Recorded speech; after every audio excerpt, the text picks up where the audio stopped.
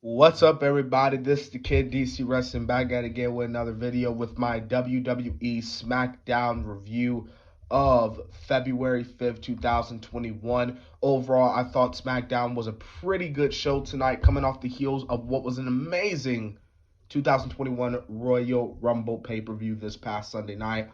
Anyways, we kicked off Smackdown in memorial of the natural Butch Reed, who unfortunately passed away today at the age of 66.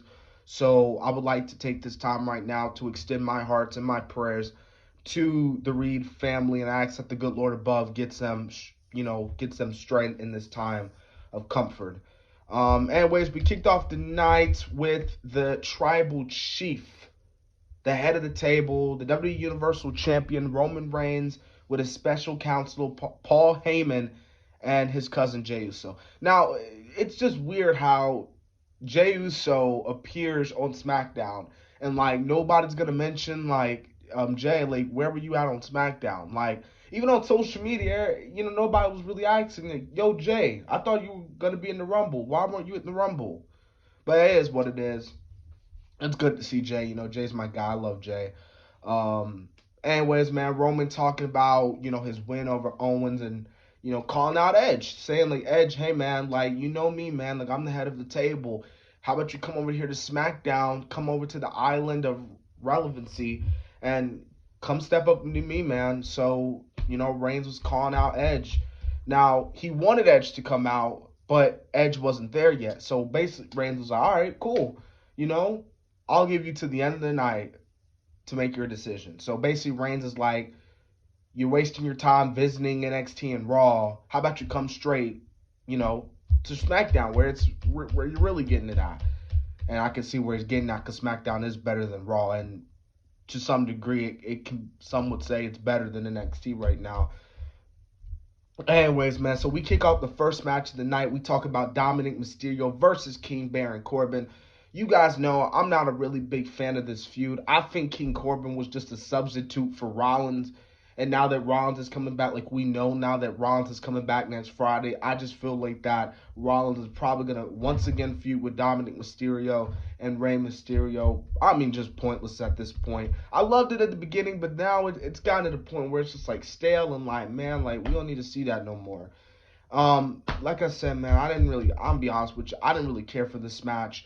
Um, Speaking of King Corbin, Steve Cutler, who was not only part of the Forgotten Sons, but part of King Corbin's Knight in Armors, like part of his knights, he got released. So, well, he is with Deanna Purrazzo, so that's a W in my book. But still, he got released, so sucks for him, man. But hey, it is what it is. Business is business. Oh, I think there were also people that were pissed off because Jackson Riker didn't get released. Anyways, sorry, that's my computer clicking. I'm looking through the review. Anyways, so that was the match right there. We get another match between Daniel Bryan and Cesaro. Man, this was a really good match in my opinion. Daniel actually tapped out here. And can someone tell me in the comment section what was the last time that you saw Daniel Bryan get tapped out? I can't remember the last time Daniel like legit tapped out, and I don't mean like passed out. Like I mean actually tapped. Like you can actually see him tapping. Oh, and by the way, Cesaro was bleeding, but still able to fight like he is. Speaking of Cesaro, he did sign a contract, a new deal with the WWE, so he's not going, he's not leaving, he's still with the company. So yeah, but hey, it is what it is. Maybe they will, they will build Cesaro up, and hopefully improves his mic skills. Um, we get another match between Bayley versus Ruby Riot. I thought this match was okay for what it was. I love Bayley. I think the Riot Squad is really good. I think Billie Kay is entertaining, even though she doesn't have her best BFF girlfriend beside her, Peyton Royce. But you know, even without her, Billie Kay is still entertaining in my opinion. Also, she was going up to like Bayley, giving her one of her resumes, but the camera cut away, so that happened there.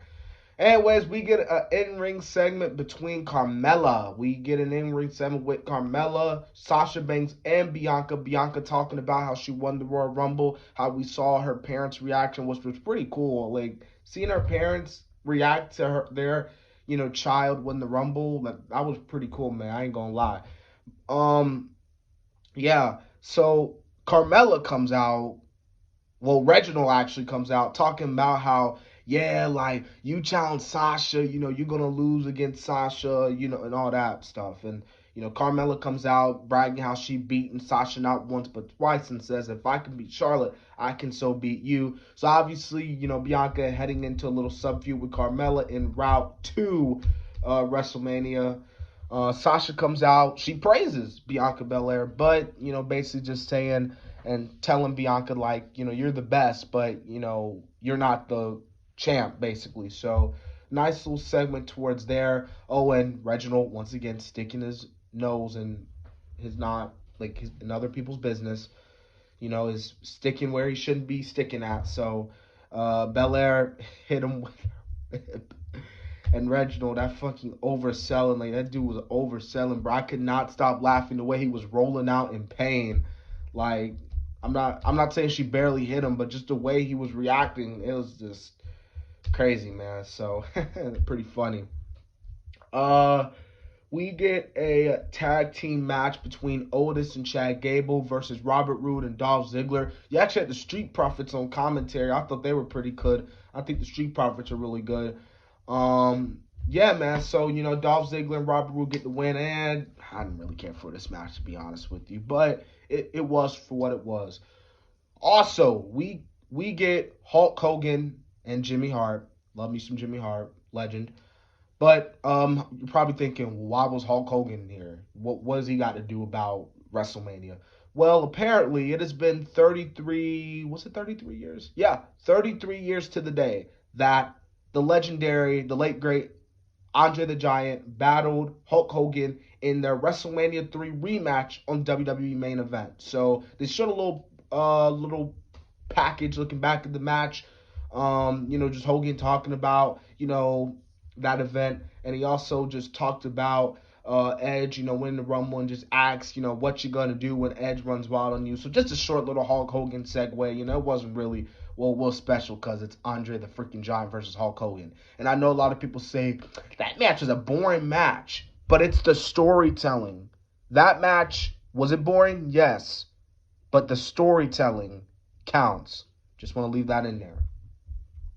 We get a triple threat match for the WWE Intercontinental title. Apollo Crews versus Sami Zayn versus Big E. Big E retains. I thought this match was really good.